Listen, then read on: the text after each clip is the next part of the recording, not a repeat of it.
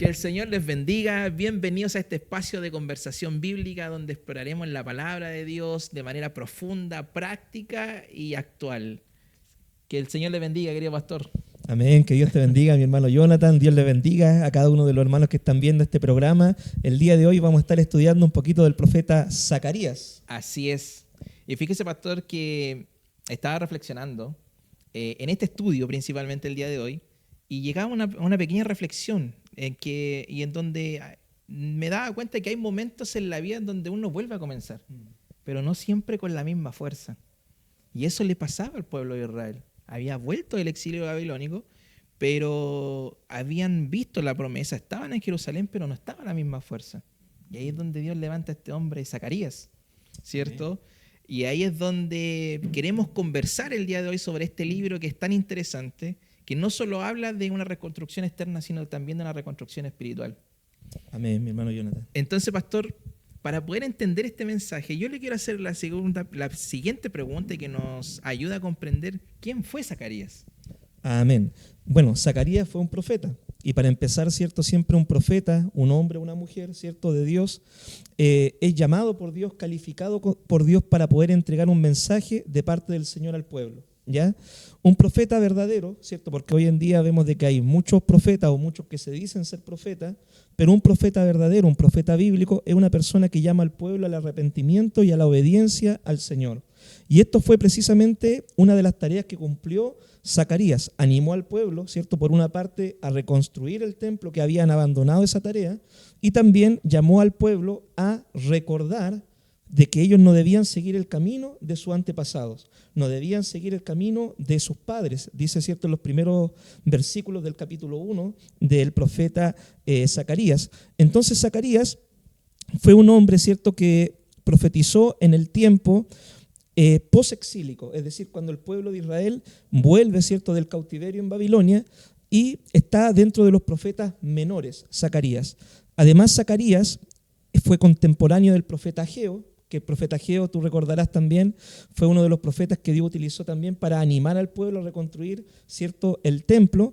Y Zacarías comenzó su ministerio un par de meses después de Ageo, ¿ya? Ahí es cuando Zacarías comienza su ministerio. El nombre de Zacarías significa Jehová recordó. Eso significa el nombre de Zacarías, Jehová recordó. Y Dios utilizó a este profeta, ¿cierto?, para recordar precisamente al pueblo la promesa de que ellos debían reconstruir el templo en Jerusalén. Y la tradición bíblica, ya, y también confirmado por los labios de nuestro Señor Jesucristo, en Mateo 23, versículo 35, dice de que Zacarías murió como mártir, ¿ya?, por entregar el mensaje de la palabra del Señor. Eso, pastor, a mí me llama demasiado la atención en cuanto cuando uno estudia la Biblia en profundidad, como lo hacemos ahora, en cómo nada está al azar. Por ejemplo, el dato que nos está dando de lo que significa el nombre o cómo está relacionado en la historia bíblica nos muestra que hay un orden lógico y que nada es por casualidad. Así es. Pastor, ¿y en qué periodo histórico profetizó Zacarías? Bueno, Zacarías, ¿cierto?, profetizó durante el reinado de Darío I. Darío I, debemos recordar nosotros que era un rey medo-persa, que también había dado permiso, ¿cierto?, para que se pudiera reconstruir el templo, y él profetizó dentro de los años 520 y el 470. Es decir, el ministerio de Zacarías fue un ministerio bastante extenso. En comparación quizás con otros ministerios que fueron más breves, él tuvo la oportunidad de profetizar durante unos 50 años aproximadamente. Qué tremendo, ¿ah? Qué tremendo cuando vemos los profetas y la cantidad de tiempo que estuvieron trabajando. Y muchos, por ejemplo, si bien no viene derecho al caso, por ejemplo, pero me recuerdo en estos momentos a Jeremías, que pasó tantos años y a lo mejor sus ojos no vieron lo que el resultado que a lo mejor sabía que podía suceder de parte del Señor, pero sin embargo eran hombres de fe que se mantenían firmes en la brecha cumpliendo la tarea. Eso Amén. es. Así es, cuando Dios a nosotros nos comisiona y nos da una tarea para cumplir, uno debe obedecer la voz del Señor y persistir en la tarea que Dios nos ha mandado a realizar. Así es. Y en este caso, pastor, hablando sobre todo que mencionó la tarea, ¿cuál era la situación del pueblo en ese momento que estaba trabajando Zacarías? Bueno, la situación histórica, ¿cierto? El contexto histórico, como dijimos, el pueblo había regresado del cautiverio en Babilonia, donde estuvieron 70 años, ¿cierto? Y ellos habían vuelto con la tarea de poder reconstruir el templo. Ya esa era la tarea principal que ellos tenían. Pero ¿qué había sucedido? Cuando empezaron a tratar de reconstruir el templo, se levantaron enemigos y la obra se había detenido. Entonces Dios, en ese tiempo, ¿cierto?, levanta al profeta Ageo para incentivar al pueblo, a los judíos, ¿cierto?, para volver a reconstruir el templo. Y después, meses después, levanta al profeta Zacarías para confirmar esto. Entonces, ellos profetizaron en el tiempo, ¿cierto?, de la reconstrucción del templo, animando al pueblo a poner manos a la obra. Eso es completamente importante, pastor. Si bien a lo mejor es difícil datar, de repente a uno le gustan las fechas, le gusta saber como algo bien concreto, pero entendiendo un poco, son varios años que está la obra detenida. Y fíjese que le daba una vuelta a ese punto, a lo que usted estaba mencionando, y reflexionaba en que a veces no dejamos de creer, pero dejamos inconcluso lo que Dios nos manda a hacer. Y aquí vemos que Dios levantó hombres para continuar con el plan que Él tenía. Así es. ¿Cuál es el propósito principal del libro, pastor? Bueno, el propósito principal, podríamos decir, ¿cierto?, era animar al pueblo a la reconstrucción. También mostrarle al pueblo, ¿cierto?, de los judíos de que Dios estaba con ellos en ese tiempo de reconstrucción. De que ya el tiempo de la disciplina, podríamos decir, había pasado y ahora era tiempo de edificar. De que Dios, ¿cierto?, así como el Señor disciplinó, ahora el Señor estaba mostrando su amor, su misericordia y su favor para con su pueblo que había regresado. Debemos recordar también de que habían algunos judíos, ¿cierto?, que les gustó la vida en Babilonia y no habían regresado al pueblo, ¿ya? Así es. Pero a los que habían regresado Dios les mostró su favor y le dijo: yo estoy con ustedes en esta reconstrucción. Y también era un tema, ¿cierto?, el mensaje que tenía Zacarías es un tema de poder ayudar al pueblo a que ellos no cometieran los errores del pasado, sino que pudieran vivir una verdadera relación con Dios. Cuando nosotros vemos el libro de Zacarías, ¿cierto?, y vemos la profecía de Zacarías, en muchas oportunidades podemos ver de que Zacarías le dice: no cometan los pecados de su antepasado, no vuelvan atrás como lo hacían, no hagan de tal manera, ¿cierto?, como lo hacían antes. Entonces, llevando al pueblo a una verdadera relación con Dios y no simplemente a tener una religiosidad vacía con ritos religiosos. Es cierto, y es importante porque fíjese que el libro, cuando la veces que lo he podido ver, es interesante porque Dios no empieza hablando solo de reconstrucción, sino justamente empieza hablando de una restauración del corazón. Y eso es algo muy interesante que tiene este libro. Ahora, pastor, ¿cómo se divide el libro? Bueno, las divisiones del libro, ¿cierto? Ahí estuvimos investigando con nuestros hermanos y las divisiones, algunos, ¿cierto?, las hacen desde el capítulo 1 al capítulo 8, ¿ya? Y después para una primera parte y después algunos dividen del capítulo 9 al capítulo 14. El capítulo 1 al 8 habla de las visiones nocturnas que tuvo Zacarías, que fueron 8 visiones, ¿cierto?, nocturnas, bastante extenso el sueño. Y en una jornada. En una sola jornada. Y el capítulo 9 al 14 habla sobre promesas mesiánicas y escatológicas también, sobre el fin de los tiempos. Esa es una división como algunos teólogos, escritores, ¿cierto?, eruditos dividen el libro de Zacarías. Pero también hay otros, ¿cierto?, que lo dividen del capítulo 1 al 6. Después hacen un interludio, por así decirlo, un espacio en el capítulo 6 al 7, ¿cierto?, donde habla del ayuno y cómo debería ser la relación práctica de ellos con Dios. Y después los capítulos 8 al 14, donde habla de las promesas mesiánicas y escatológicas. Esas son las dos divisiones generales que se usan para estudiar el libro de Zacarías. Ahora fíjese que dentro de algunos apuntes que he encontrado por ahí, encontraba que, por ejemplo, Zacarías es uno de los libros que uno puede encontrar más mesiánicos también dentro de los profetas del Antiguo Testamento, porque muchas de sus profecías apuntan directamente a Jesucristo. Amén, así es. Así que es realmente interesante, mis queridos hermanos, para poder ir profundizando la lectura y lo profundo que es el libro de Zacarías. Amén. En este segundo punto, mis queridos hermanos, vamos a hablar sobre el llamado al arrepentimiento que encontramos, ¿cierto?, en el libro de Zacarías. Entonces, pastor, siguiendo en la línea en la que estábamos, me gustaría hacer la pregunta que ¿cuál es el mensaje central de Zacarías? Amén. En los primeros versículos, ¿cierto?, del profeta Zacarías, en el capítulo 1, en el versículo 3, por ejemplo, dice así: Diles pues, así ha dicho Jehová de los ejércitos. Volveos a mí, dice Jehová de los ejércitos, y yo me volveré a vosotros, ha dicho Jehová de los ejércitos. Nosotros, como dijimos, todos los profetas de Dios, uno de los llamados centrales que tenían era llamar a las personas al arrepentimiento. Era poder llamar a las personas a que se volvieran al Señor con todo su corazón y que no cometieran los errores del pasado. Las cosas del pasado, ¿cierto? Los pecados del pasado, para el pueblo de Israel debía hacerlo reflexionar para no caer en esos mismos errores. Qué interesante, pastor, porque lo primero que encontramos de parte del Señor no es que nos dice reconstruyamos el templo, sino que dice vuélvanse a mí. Ahí Dios nos muestra que el problema no era algo arquitectónico, sino era algo espiritual. ¿Qué advertencia hace respecto a los padres, Zacarías?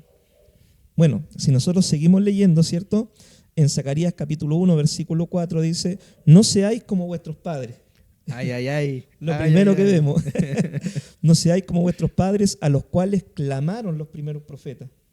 Imagínate de que Dios por medio de los profetas había hablado muchas veces al pueblo de Israel desde su inicio. Siempre los profetas lo llamaron a poder obedecer a Dios, a poder hacer bien las cosas. Los profetas les advirtieron al pueblo de Israel las consecuencias del pecado si es que ellos no se arrepentían. Le advertían de que iban a ir en cautiverio, de que le iban a pasar mal, pero el pueblo de Israel cerró sus oídos, no quiso escuchar. Bueno, de hecho en Zacarías también vamos a ver de que algunos pusieron su corazón hasta como diamante duro, ¿cierto? Para no oír el consejo de los profetas, y por causa de eso tuvieron que vivir la disciplina del Señor. Entonces acá la advertencia que hace Zacarías es: no sean como ellos, no sean como las generaciones pasadas. Esta generación que había vuelto, ¿cierto?, del cautiverio de Babilonia, tenía la posibilidad de empezar a hacer las cosas bien desde ese día en adelante. Una nueva oportunidad que estaba dando el Señor. ¿Cuánto hemos pasado por ese punto, pastor, cierto? Así es. Ahora, ¿qué demuestra esto que estamos hablando, pastor, sobre el carácter de Dios? Bueno, el Señor, ¿cierto?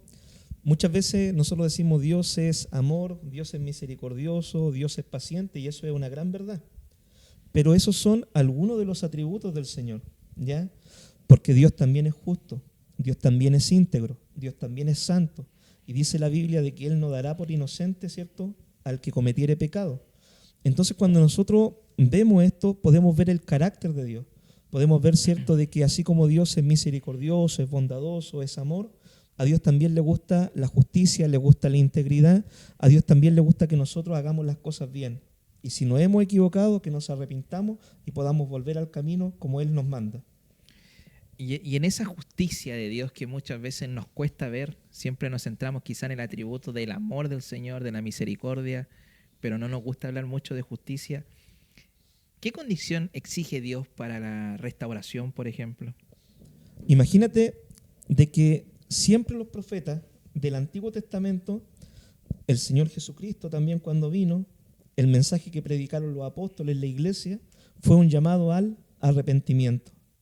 Siempre el mensaje que predicaron los hombres de Dios, ¿cierto?, los profetas del Antiguo Testamento, nuestro Señor Jesucristo y los apóstoles, ¿cierto?, del Señor, fue un llamado al arrepentimiento. Para nosotros poder tener una verdadera relación con Dios, para nosotros poder ser verdaderamente restaurados, dice la palabra de Dios que debemos arrepentirnos de nuestros pecados. Todos hemos pecado, todos estábamos destituidos de la gloria del Señor, todos estábamos condenados, todos estábamos bajo la disciplina del Señor, pero el arrepentimiento sincero, genuino, nos puede reconciliar con Dios y nos puede dejar en paz con Dios. O sea, pastor, esto sería el equivalente, podríamos decir que entonces esto no es ritual, esto no es apariencia, sino que esto se trata de un corazón quebrantado delante del Señor. Amén. ¿Y cómo aplicaría este mensaje al día de hoy? Que siempre hablamos de arrepentimiento, pero quizás no sabemos cómo aplicarlo al día de hoy. Bueno, el arrepentimiento, ¿cierto?, es un cambio de mente, un cambio de mentalidad, es un cambio de actitud, de comportamiento. Cuando una persona se arrepiente, el resto se da cuenta. ¿Por qué? Porque cambian los hábitos, cambian las actitudes, cambian las palabras, los sentimientos. Y la gente se da cuenta y dice, oye, esta persona mira cómo era antes y ahora cambió, se arrepintió, dejó de hacer lo malo y ahora está viviendo en obediencia al Señor. Y nosotros, cierto, si nos volvemos en arrepentimiento al Señor, lo importante es que podamos volver a la palabra del Señor, a obedecer lo que Dios nos manda Amén. en su palabra y no caer simplemente en una religiosidad vacía. No simplemente en ir al templo, cantamos, oramos y después seguimos viviendo nuestra vida de pecado como todos los demás días. No, cuando hay un arrepentimiento, no hay una religiosidad, ¿ya? Sino que hay una verdadera relación con Dios diaria, 24/7. Qué tremendo, pastor. Así que mis hermanos, no olvidemos que la restauración espiritual comienza con el Señor y la reconstrucción comienza en el corazón antes que en las paredes, como lo decía nuestro pastor. Mis queridos hermanos, fíjese que dentro de lo que estamos estudiando y estamos hablando, hay algo interesante y es que Dios no solo habló con palabras, pastor, sino que también habló con imágenes.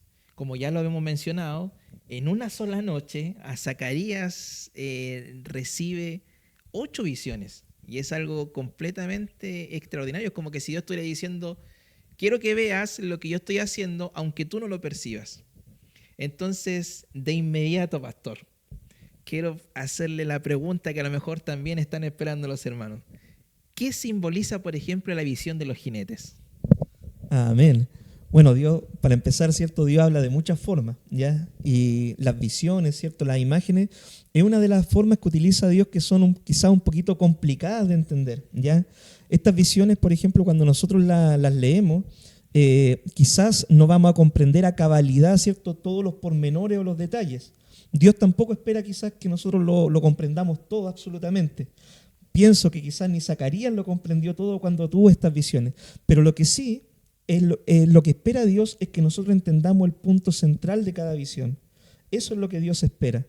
Las visiones de Zacarías son muy apocalípticas también. Si tú, por ejemplo, las comparas con el libro de Apocalipsis, ¿cierto? O cuando habla, por ejemplo, también Ezequiel, ¿cierto? En su profecía, en sus visiones, son visiones muy complejas, ¿ya? Imágenes complejas, pero hay puntos centrales que sí nos van a ayudar a entender. Y la visión, ¿cierto? Que tú me hablabas de los jinetes, empieza en el capítulo 1, versículo 7, y vamos a dar lectura, ¿cierto?, para poder ir entendiendo. Dice así: a los 24 días del mes 11, que es el mes de Sebat, en el año 2 de Darío, vino palabra de Jehová al profeta Zacarías, hijo de Berequías, hijo de Ido, diciendo: vi de noche, y he aquí un varón que cabalgaba sobre un caballo alazán, el cual estaba entre los mirtos que había en la hondura, y detrás de él había caballos alazanes, overos y blancos. Entonces dije: ¿qué son estos, Señor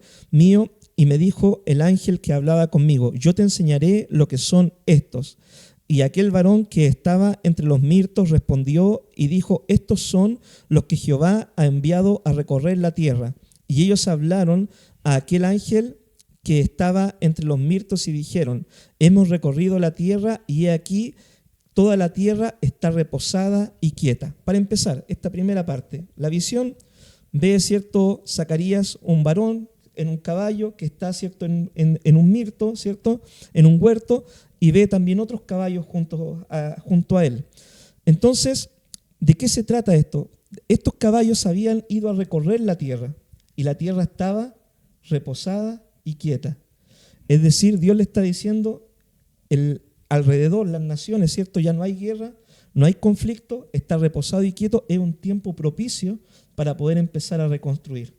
Eso es lo que Dios le está tratando de decir al profeta Zacarías. Si nosotros seguimos leyendo, dice en el versículo 12, y respondió el ángel de Jehová y dijo: oh Jehová de los ejércitos, ¿hasta cuándo no tendrás piedad de Jerusalén y de las ciudades de Judá, con las cuales has estado airado por espacio de 70 años? Acá está hablando del proceso que había vivido el pueblo de Israel, ¿cierto?, en el cautiverio, 70 años de cautiverio, y el ángel de Jehová le dice: Señor, ¿hasta cuándo va a durar esto?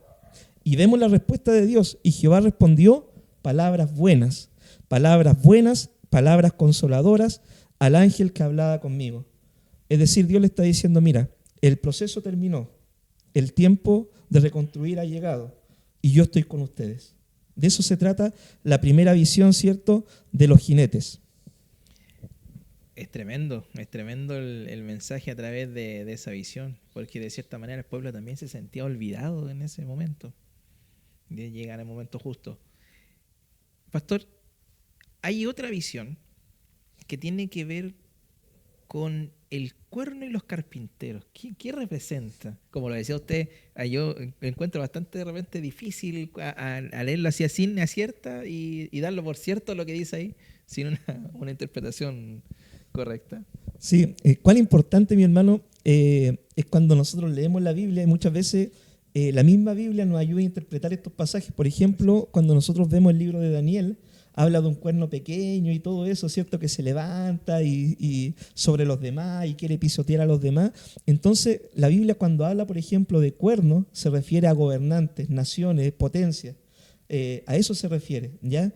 Entonces, esta visión de los 4 cuernos que se levantan, después los 4 carpinteros, ¿cierto?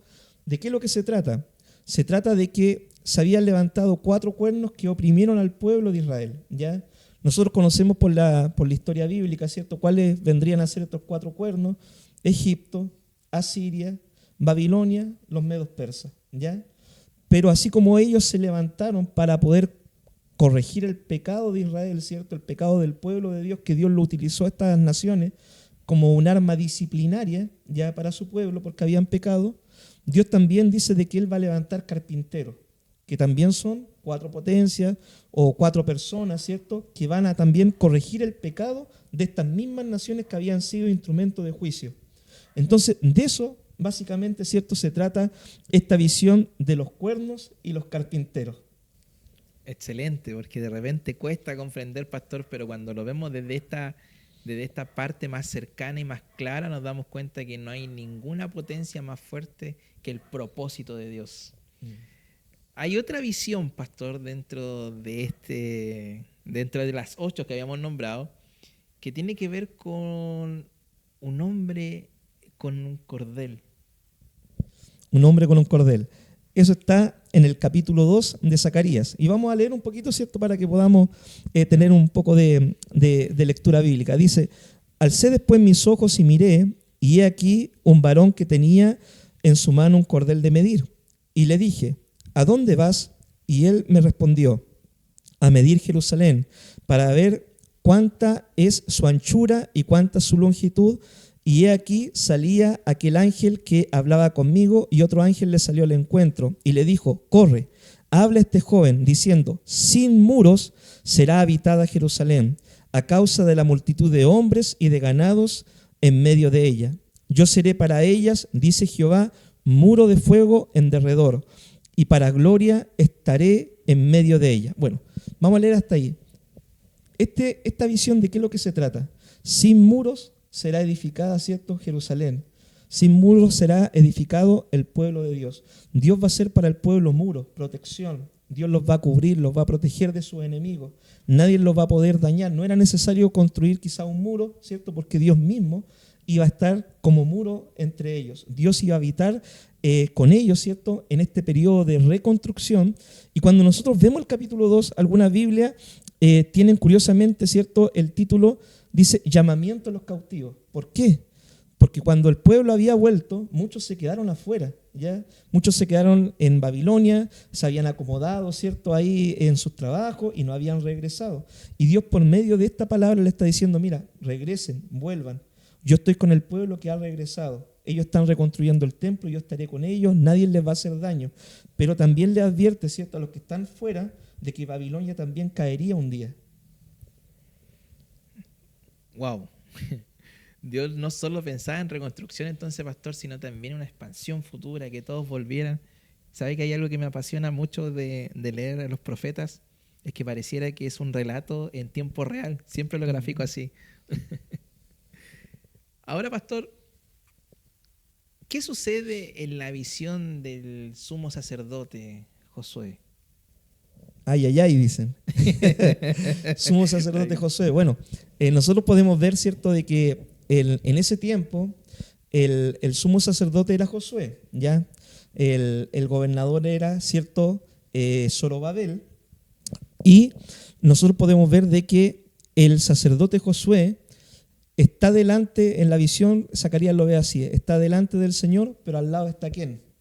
El adversario, el enemigo, Satanás, el acusador. Así es. Y dice, ¿cierto?, de que Josué estaba vestido con ropas viles. Eso nosotros lo encontramos, ¿cierto?, en el capítulo 3 de Zacarías. Entonces, Josué, el sumo sacerdote, el que representa a Dios, el hombre de Dios, el que une al pueblo, ¿cierto?, con Dios, estaba vestido de ropas viles.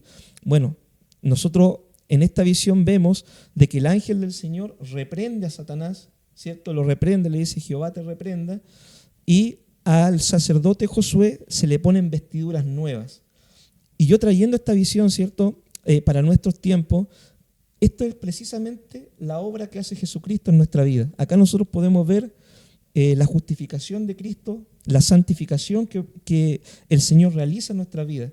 Nosotros podríamos identificarnos con Josué. ¿Quién de nosotros podríamos decir, yo estoy libre de pecado o yo no cometo pecado? ¿Ya? Porque las ropas manchadas simbolizaban eso. Simbolizaban de que habían errores quizá en el pueblo, habían errores quizá en la vida de Josué, había pecado y Satanás, como el acusador, estaba diciéndole, bueno, él no es digno, no es merecedor, él está mal, ¿cierto? Pero el ángel del Señor es quien lo defiende, ¿cierto? Algo interesante también de que cuando la Biblia habla muchas veces del ángel del Señor, es una forma de referirse a Jesucristo, antes, ¿cierto?, de su encarnación, ¿ya?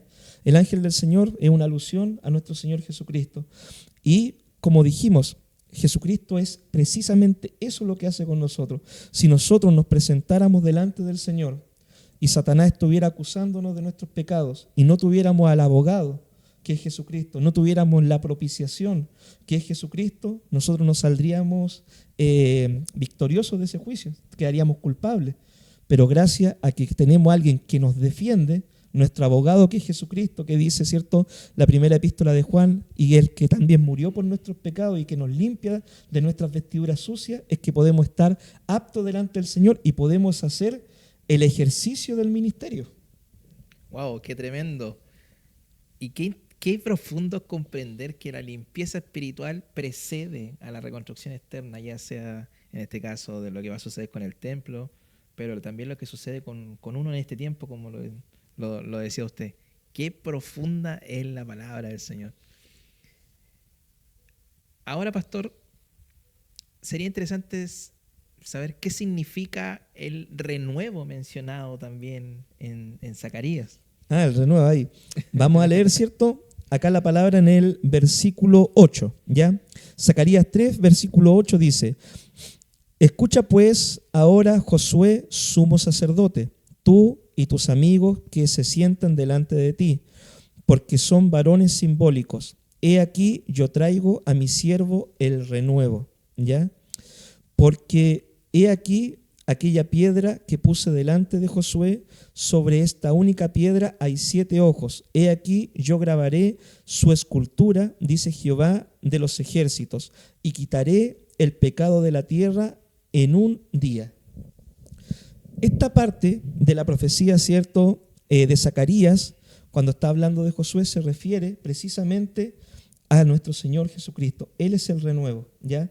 Es una profecía mesiánica. Y algo interesante que dice este texto bíblico es que dice que el Señor quitará en un día el pecado, ¿cierto?, de todos, de todo el pueblo. En un solo día será quitado de la tierra el pecado, ¿ya? En un solo día. Y esto es lo que hizo Jesucristo cuando vino y murió en la cruz del Calvario. El Señor entregó su vida allí en la cruz por ti, por mí. Él murió por nuestros pecados y por medio de su sangre tenemos limpieza, reconciliación con Dios, tenemos la salvación por medio de Cristo. Por medio de ese sacrificio, el pecado del mundo es quitado. Por eso Juan el Bautista, ¿cierto?, ya en el Nuevo Testamento dice: he ahí el Cordero de Dios que quita el pecado del mundo. Así es.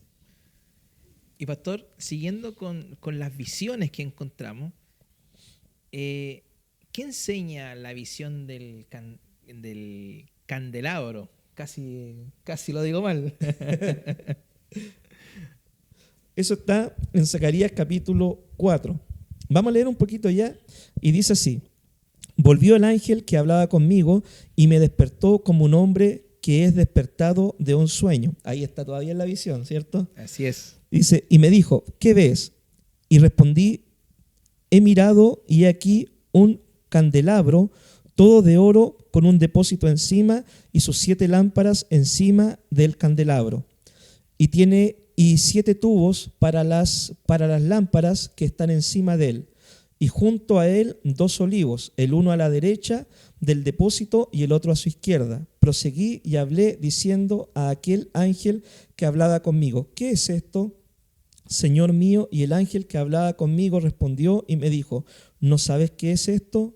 Y dije, no, Señor mío. Ahí nosotros podemos ver de que Zacarías estaba viendo visión y no comprendía. ¿Sabes qué? Es muy interesante que muchas veces nosotros tenemos sueños también simbólicos, o que Dios nos habla por medio de una revelación en sueños, ¿cierto? Nosotros creemos en eso, como pentecostales que somos. Así es. Y muchas veces nosotros no comprendemos, ¿cierto?, el significado completo de lo que Dios nos está entregando. Pero volvemos al principio que nombramos delante. Dentro muchas veces de todo el sueño, ¿cierto? Bueno, uno tiene que saber discernir estas cosas también. Lo espiritual, uno tiene que quedarse con el principio fundamental, ¿ya? Y acá, algo importante también, que si uno no entiende, tiene que preguntarle al Señor, ¿cierto? Acá dice de que le preguntó, ¿cierto? No entiendo, enséñame, ¿cierto? Qué buen punto, pastora, ¿eh? Qué buen punto.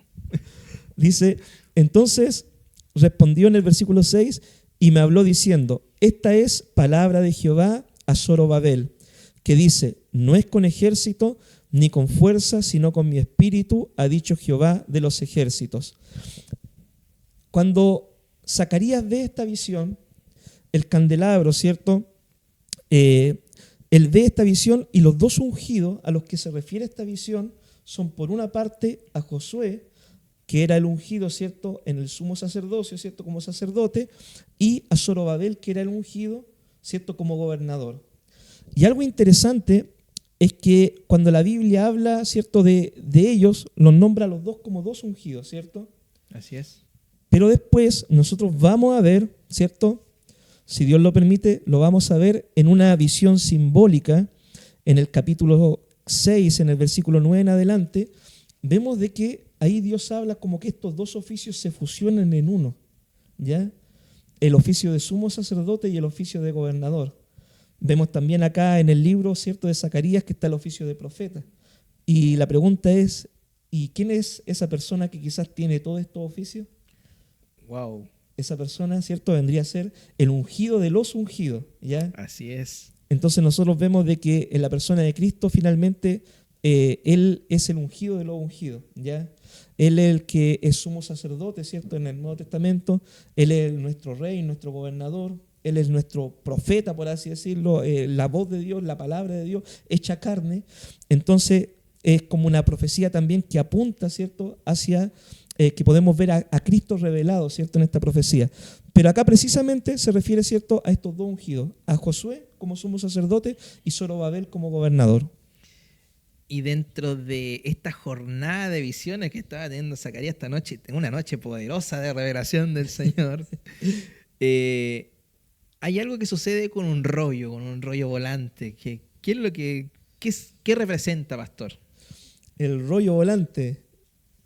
El rollo volante, ¿cierto? Nosotros lo encontramos en el capítulo 5 de Zacarías y dice así: de nuevo alcé mis ojos y miré, y he aquí un rollo que volaba. Y me dijo, ¿qué ves? Y respondí, veo un rollo que vuela, de 20 codos de largo y 10 codos de ancho. Entonces me dijo, esta es la maldición que sale sobre la faz de toda la tierra, porque todo aquel que hurta, como está de un lado del rollo, será destruido. Y todo aquel que jura falsamente, como está del otro lado del rollo, será destruido. Yo la he hecho salir, dice Jehová de los ejércitos, y vendrá a la casa del ladrón y a la casa del que jura falsamente en mi nombre, y permanecerá en medio de su casa y la consumirá con sus maderas y sus piedras. Nosotros acá vemos de que hay un rollo volante que está escrito, ¿cierto?, por ambos lados, y que es un símbolo del juicio a aquel que hace lo malo. De eso se trata, ¿cierto?, la visión del rollo volante, un juicio contra el pecado, y precisamente, ¿cierto?, contra el pecado de robo y el pecado de jurar falsamente. Nosotros debemos entender de que para que haya una verdadera restauración, para que haya un verdadero templo, para que haya una verdadera adoración al Señor, debe haber, ¿cierto?, un verdadero arrepentimiento, ya debe haber una verdadera relación con el Señor. Si es que no, sería simplemente una religiosidad, ¿ya? Entonces acá nosotros vemos de que el rollo volante es como una advertencia, ¿ya? Si hay pecado, si hay maldad, el Señor lo va a castigar. Así es. Y ese tipo de cosas, después a lo largo de la Biblia, lo que vamos a seguir estudiando hacia adelante, encontramos este tipo de personas que simplemente tienen una apariencia, pero su corazón todavía anda dando vuelta en un lugar que el Señor no quiere que andemos. En Egipto, dicen algunos. Pastor, ¿qué simboliza la mujer en el Efa? La mujer en el Efa. Bueno, eso nosotros lo encontramos en Zacarías 5, versículo 5, ¿ya? Y dice así: y salió aquel ángel que hablaba conmigo y me dijo, alza ahora tus ojos y mira qué es esto que sale. Y dije, ¿qué es?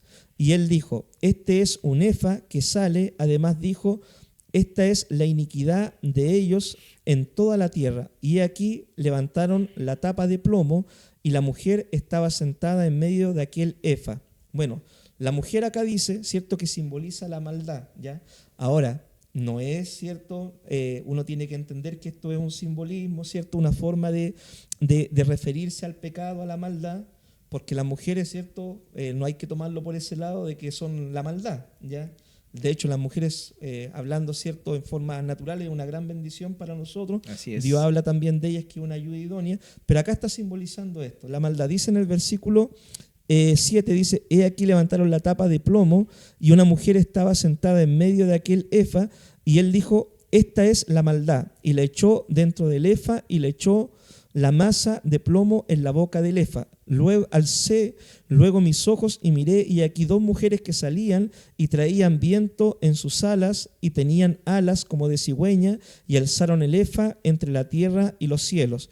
Dije al ángel que hablaba conmigo, ¿a dónde llevan el Efa? Y él me respondió, para que le sea edificada casa en tierra de Sinar, y cuando esté preparada lo pondrán sobre su base. Bueno, ¿de qué se trata esto? Se trata de que Dios toma el pecado, ya que está en medio de su pueblo, el Señor lo toma y se lo lleva lejos. De que Dios, ¿cierto?, es Él quien quiere habitar en medio de su pueblo y no el pecado. Dice de que esta mujer, ¿cierto?, que está con el Efa, después vienen otras mujeres, ¿cierto?, volando y la toman y se la llevan lejos, se refiere a que Dios va a quitar el pecado de entre su pueblo, ya porque Él es quien quiere morar, ¿cierto?, en medio de ellos. Muy bien. Así es. Ya estamos llegando al final de la jornada de Zacarías, ¿cierto? Y hay una visión, pastor, que hay 4 carros, pero la pregunta es, ¿qué muestran esos 4 carros? Que muestran los 4 carros. En el capítulo 6 de Zacarías dice, de nuevo alcé mis ojos y miré, y aquí 4 carros que salían de entre 2 montes, y aquellos montes eran de bronce. En el primer carro había caballos alazanes. Qué importante es cuando leemos la Biblia, muchas veces tener un diccionario, ¿eh? Sí. Porque, sí, por ejemplo, acá nosotros vemos caballos alazanes. Y uno dice, bueno, yo conozco los caballos negros, los caballos blancos, ¿cierto? El caballo amarillo, quizás, cuando la Biblia habla en el Apocalipsis, ¿cierto? El caballo alazanes, dice uno, ¿qué podrá significar? Bueno, caballo alazán es caballo rojizo, ¿ya? Es el color alazán, un color rojizo, ¿ya? Dice, había caballo alazán, en el segundo carro había caballos negros, en el tercer carro había caballos blancos y en el cuarto carro había caballos overos, rucios, dorados. Overos. Son términos muchas veces que nosotros no estamos acostumbrados, efectivamente. No estamos familiarizados con esos términos. Overo es que es un caballo manchado, ¿ya? Manchado con manchas de color rubia, dice acá, ¿cierto?, en la palabra del Señor. Dice, y respondí entonces y dije al ángel que hablaba conmigo, Señor mío, ¿qué es esto? De nuevo vemos a Zacarías que ve la visión y no entiende. Dice, Señor, ¿qué es esto? ¿Cierto? Le trata de preguntar al ángel que le explique la visión. Y el ángel me respondió y me dijo, estos son los 4 vientos de los cielos que salen después de presentarse delante del Señor de toda la tierra. El carro con los caballos negros salía hacia la tierra del norte, y los blancos salieron tras ellos, y los overos salieron hacia la tierra del sur, y los alazanes salieron y se afanaron por ir a recorrer la tierra. Y dijo: id, recorrer la tierra, y recorrieron la tierra. Luego me llamó y me habló diciendo: mira, los que salieron hacia la tierra del norte hicieron reposar mi espíritu en la tierra del norte. Bueno, acá nosotros vemos, ¿cierto?, de que estos caballos que salen a recorrer la tierra, a ver el estado de la tierra, ¿cierto?, a ver cómo están las cosas, nos muestran de que Dios es soberano finalmente. Se presentan ¿delante de quién? Delante del Señor. Y después de eso salen a recorrer la tierra. Ahí uno puede, ¿cierto?, tratar de hacer interpretaciones, ¿cierto? Bueno, los caballos rojos por lo general simbolizan la guerra, ¿cierto? Caballos negros simbolizan quizás la escasez económica, ¿ya? Los caballos blancos simbolizan triunfo, ¿ya?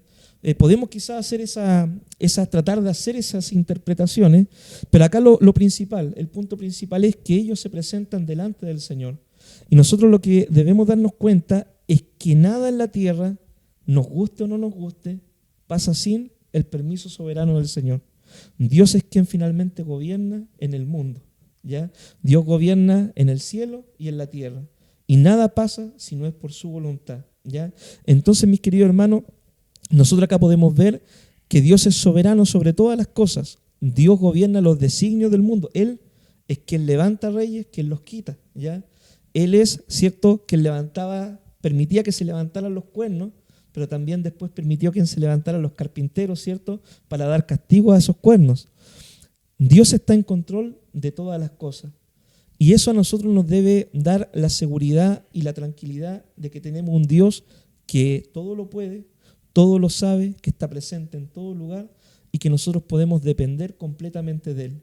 Depender en que Dios es quien gobierna la vida de sus hijos, de su iglesia, a pesar de las situaciones muchas veces que vemos en el mundo, que muchas veces creemos de que como que todo no tiene un sentido, o que todo está desordenado, o que las cosas van a ir siempre de mal en peor. Debemos recordar de que Dios está en el trono. Dios es quien gobierna. Qué tremendo mensaje, pastor. Me imagínense solamente estudiando lo que Dios nos habla en este tiempo. Y es que qué tremendo saber que Dios no ha perdido el control del escenario mundial. Continuamos, pastor, después de todas estas visiones que vemos de Zacarías. Ahora también encontramos algún mensaje práctico también dentro de Zacarías, que es lo versátil, lo dinámico que tiene este libro. Y hay una pregunta sobre el ayuno. Y ahí me gustaría que quizás nos pudiera decir, pastor, qué encontramos en Zacarías sobre el ayuno. Bien. En Zacarías, ¿cierto?, en el capítulo 7, ya terminamos, ¿cierto?, la sección de las visiones. Así es. Y acá vemos en el capítulo 7, dice: aconteció que en el año 4 del rey Darío vino palabra de Jehová a Zacarías a los 4 días del mes 9, que es Kisliu, cuando el pueblo de Betel había enviado a Sarecer con Regén Melec y sus hombres a implorar el favor de Jehová. Acá nosotros vemos, ¿cierto?, de que habían enviado una comitiva, ya podríamos decirlo así, una comitiva al profeta Zacarías para poder hacerle preguntas, ya para poder preguntar.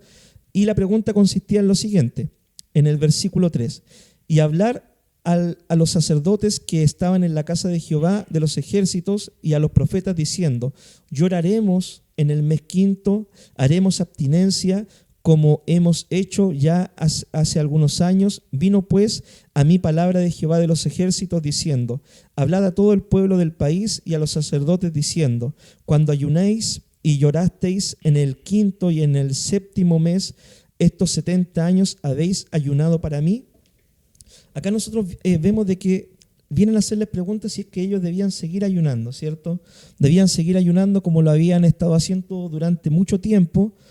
Y Dios le da una palabra, ¿cierto?, a Zacarías y le dice: bueno, cuando ustedes han ayunado todos estos años, ¿lo han hecho realmente para mí? ¿El propósito de ese ayuno ha sido un ayuno real y verdadero? ¿O simplemente lo han hecho, ¿cierto?, por cumplir? Simplemente lo han hecho porque es un día de calendario, simplemente lo han hecho porque es un rito religioso, ¿cierto?, porque es parte de la religiosidad del pueblo. Y eso a nosotros debe llevarnos a reflexionar, ¿ya?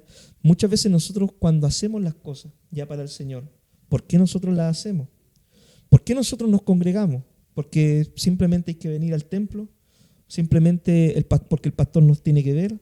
¿O es porque realmente nosotros venimos al templo porque amamos a Dios y queremos servir al Señor? ¿Por qué nosotros oramos? Bueno, porque todos lo hacen para que me vean, ¿cierto? Que oro. ¿O por qué? ¿O oramos nosotros porque realmente queremos tener comunión con Dios? Siempre debe haber una razón de fondo en las disciplinas espirituales, en la búsqueda del Señor, en las cosas que nosotros hacemos para el Señor, el por qué lo hacemos, cuál es la motivación. Y de eso se trata, ¿cierto?, esta pregunta que le hicieron sobre el ayuno. Y la respuesta de Zacarías era, bueno, ¿realmente lo están haciendo para mí o por qué lo están haciendo? Entonces el pueblo estaba preocupado por la forma, más que otra cosa. ¿Y qué respondió Dios sobre esa pregunta, pastor? Bueno, Dios les responde, ¿cierto?, de que ellos no lo siguieran haciendo de esa forma, como un rito religioso. Porque a Dios no le importa, ¿cierto?, el rito religioso vacío, sino que a Dios lo que le importa es que la gente lo haga realmente a conciencia, de corazón, porque entiende y porque quiere buscar del Señor. No como un rito religioso más, no por cumplir solamente, sino de que ellos debían hacerlo en base a que amaban a Dios, querían obedecer a Dios, querían agradar al Señor. Si nosotros decimos, ¿es malo ayunar? Obviamente que no, todos debemos ayunar, ¿cierto? Así es. Pero cueste. el motivo, la motivación siempre debe ser la correcta, honrar al Señor, ¿ya? No hacer ayunos por motivos equivocados. Entiendo, pastor. O sea, es la frase que muchas veces escuchamos en las predicaciones que dice que lo importante no es la forma, sino el fondo. Podríamos resumir Exactamente. que Dios nos llama hacia esa dirección. ¿Y qué exige Dios según lo que encontramos, pastor, en el capítulo 7, versículo 9? Mire, en el capítulo 7, en el versículo 9, ¿cierto?, siguiendo hablando del mismo tema del ayuno, todo, Dios le dice, así habló Jehová de los ejércitos diciendo, juzgad conforme a la verdad y haced misericordia y piedad cada cual con su hermano. No oprimáis a la viuda, al huérfano, ni al extranjero, ni al pobre, ni ninguno piense mal en su corazón contra su hermano. Qué tremendo, mi hermano Jonathan, lo que Dios nos enseña. ¿Por qué Dios dice esto? Porque hay gente que puede estar ayunando, pero es indiferente al dolor ajeno. Hay gente que puede estar ayunando y puede estarse portando mal en los trabajos. Hay gente que puede estar ayunando y puede estar haciendo cosas incorrectas, cosas indebidas. Y Dios le dice, no lo hagan así. Esa no es la forma correcta de ayunar. Cuando ustedes ayunen, ayuden al necesitado. Cuando ustedes ayunen, obedezcan mi palabra. Cuando ustedes ayunen, muestren compasión a la viuda, al huérfano. Porque eso agrada más a Dios que pasar hambre, podríamos decir. No basta entonces con decir voy a ayunar y me veo una serie de Netflix o me acuesto a dormir. Pastor, ¿qué dentro de los capítulos que estamos ahora, cierto, estudiando en lo que hemos visto de Zacarías, qué promesa encontramos en el capítulo 8? Bien, en el capítulo 8 dice así la palabra del Señor, versículo 1. Vino a mí palabra de Jehová de los ejércitos diciendo, así ha dicho Jehová de los ejércitos, celé a Sión con gran celo y con gran ira la celé. Bueno, para empezar acá nosotros vemos el amor apasionado de Dios por su pueblo. Así es. Dios, de hecho en el Nuevo Testamento nosotros vemos en la epístola de Santiago que Dios ha hecho morar su espíritu en nosotros y nos anhela celosamente, ¿ya? El amor de Dios es un amor apasionado. Dios tiene celo por nosotros, no un celo como tenemos nosotros los humanos, ¿cierto? De querer perder nuestro lugar o un celo con pecado, ¿ya? Sino el celo de Dios es para que nosotros le amemos a Él porque Él nos ama a nosotros, Él nos amó a nosotros primero, ¿ya? Amén. Y dice, así dice Jehová, yo he restaurado a Sión y moraré en medio de Jerusalén, y Jerusalén será llamada ciudad de verdad y el monte de Jehová de los ejércitos, monte de santidad. Así ha dicho Jehová de los ejércitos, aún han de morar ancianos y ancianas en las calles de Jerusalén, cada cual con su bordón en su mano por la multitud de los días. Bueno, y acá sigue hablando todo este capítulo, ¿cierto?, sobre la promesa de restauración de Dios. de que el pueblo, ¿cierto?, que había vuelto sería restaurado, Dios estaría con ellos. Si ellos, ¿cierto?, no caían en una religiosidad vacía, iban a agradar al Señor, Dios lo iba a bendecir, a tal punto de que iba a ser el pueblo de Israel testimonio para las naciones vecinas. Las naciones vecinas vendrían a adorar al Dios, ¿cierto?, de Israel. Ahora, nosotros vemos de que esto en parte se cumplió, ¿ya? En parte se cumplió. Nosotros vemos, ¿cierto?, de que Israel impactó, ¿cierto?, los judíos impactaron a las otras naciones, pero después en los tiempos de Cristo vemos de que igual cayó el pueblo en una religiosidad, ¿ya? Pero cuando nosotros, esto es una profecía, por así decirlo, de doble cumplimiento, cuando nosotros vamos a ver totalmente cumplida esta profecía, va a ser en lo postrero de los tiempos, en el milenio, por así decirlo. Cuando Dios, ¿cierto?, gobierna con su pueblo y donde nosotros podamos adorar al Señor y donde Dios establezca su trono, ¿cierto?, allá en su pueblo, ¿cierto? Ahí nosotros vamos a ver cumplida esta profecía de una forma plena. Qué tremendo momento sacó Pastor en lo que se viene hacia adelante. ¿Y qué visión futura presenta o está presente ahí en esta parte del texto en Zacarías? Amén. ¿Cierto? Acá nosotros vemos en esta parte, ¿cierto?, de esta profecía, de que las naciones finalmente van a buscar al Señor, ¿ya? Van a buscar al Señor en el pueblo, ¿cierto?, de Jerusalén, ¿cierto? En la ciudad de Jerusalén van a ir ahí a adorar al Señor. Va a haber hambre en las naciones vecinas, ¿cierto?, por conocer al Dios de los judíos, ¿ya? Nosotros vemos también de que esta profecía se va a cumplir finalmente cuando Cristo, ¿cierto?, venga, establezca su reino. Bueno, y acá la palabra de Dios dice, ¿cierto?, precisamente en este capítulo, que cuando el Señor venga va a pisar sobre el monte del Olivo, va a haber una planicie, ¿cierto? Y son profecías, ¿cierto?, escatológicas, ¿ya? Y que por eso tienen como un doble cumplimiento, ya que nos hablan quizás de un tiempo que ya pasó, pero también de un tiempo futuro. Y es una esperanza para el pueblo de Israel también.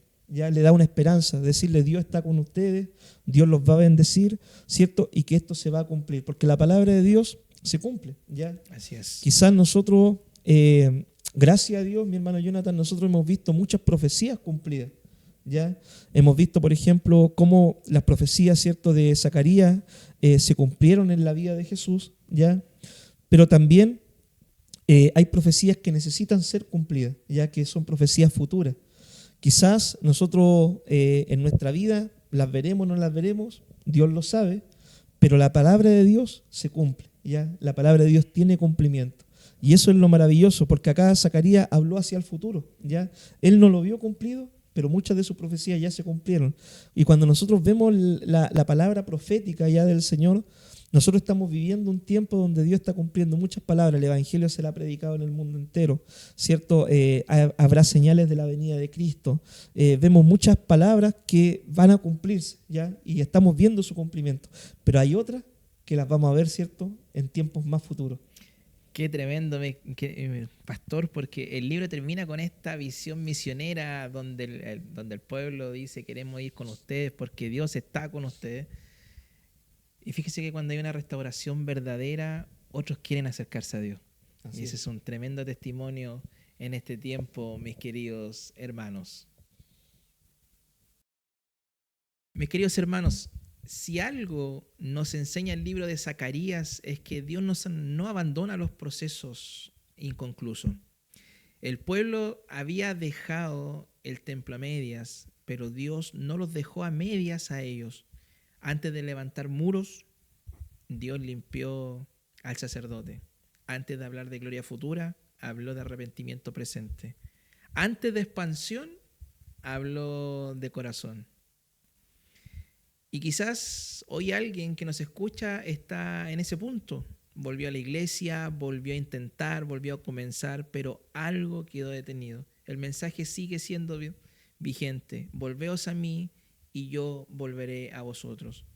Cuando Dios quiere reconstruir, empieza desde adentro.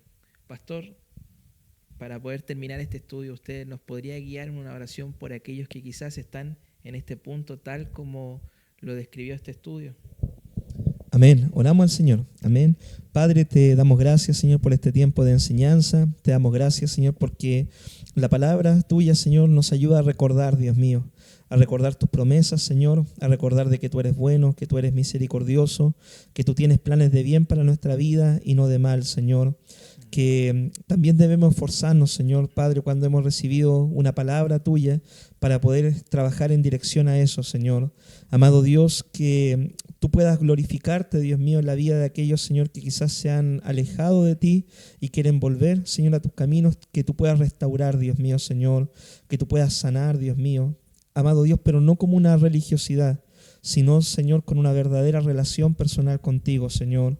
Amado Dios, que tú vuelvas a encender, Señor, el fuego de tu Espíritu Santo en las vidas, Señor, en los corazones de aquellos que se ha ido apagando, Señor, con el tiempo. Señor, así es. Y tú nos apasiones cada día más, Señor. Tú tienes planes de bien para nosotros ahora en el presente y también en el futuro. Señor, todo lo dejamos en tus manos y a ti te damos la gloria y la honra en el nombre de nuestro Señor Jesús. Amén y amén. Amén. Pastor, fue una tremenda bendición poder haber compartido con usted, haber en conjunto profundizar en la palabra. Así que invitamos a todos los hermanos a que sigan pendientes a la próxima parte de Zacarías, que continuamos en este maravilloso libro. Amén, mi hermano, ¿cierto? Los invitamos ahí para que puedan estar viendo nuestro próximo capítulo sobre el estudio de Zacarías. Que Dios te bendiga muchísimo, hermano Jonathan. Un placer, ¿cierto? Siempre ministrar junto al Señor. Amén. Bendiciones. Bendiciones. Alrededor de tu verdad, palabra que ilumina nuestro camino.